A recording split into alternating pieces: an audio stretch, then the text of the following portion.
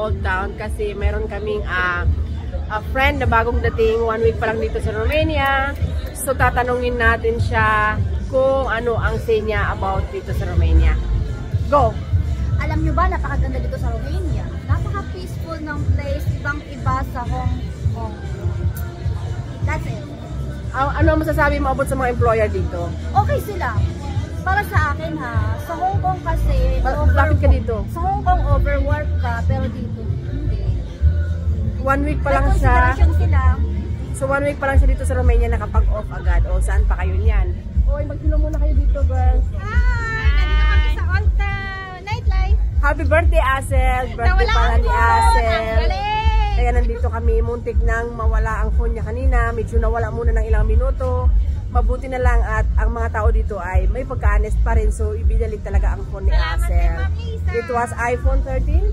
iPhone 14 Pro Max. iPhone 14 Pro Max. Oh my God, ang mahal pa. So, ayan. Bye! Ayan, so palakad-lakad lang kami. Pero ang totoo niyan, pauwi na kami. Char. Yeah. Bakit kaya no, ang mga height namin parang pare-parehas? Kami ang mga minions. Minions. Tingnan ninyo.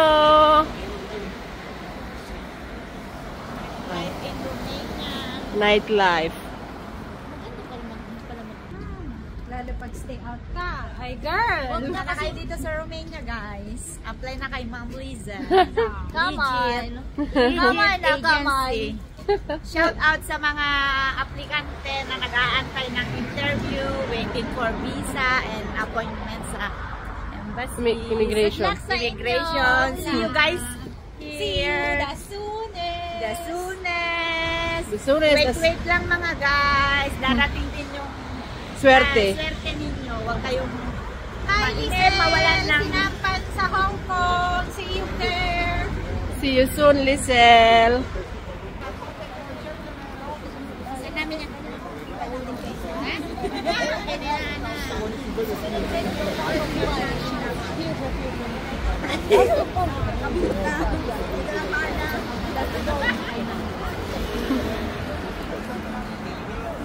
Tingnan nyo. It's 12 degrees dito sa Romania. Autumn pa. Biko ko! Wala ka! Nilito ba takbo? Nandyan na yung bus. Uy, grabe siya. Ay, may ba? Walang tao, oh. Ayan na yung bus para kay Hanelet. Bye! Tumatakbo na siya yung biko ko na iwan. Oy, grabe. Grabe siya. Diba guys? Ito yung typical na Filipina. By the way, para sa mga bago dito sa akin channel, my name is Lisa. I'm from Philippines. I'm currently working and living in Romania. Isa pa akong resident dito. May sariling agency. Meron din po tayong mga partner pag kailangan. Okay? So, sa FB page niyo ako po din, Mrs. Lisa Sebastian.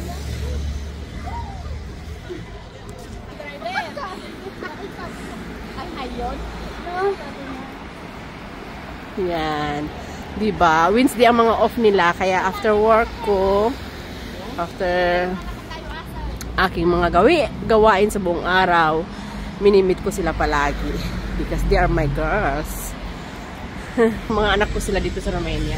Mga ampon, mga adopted. Bye!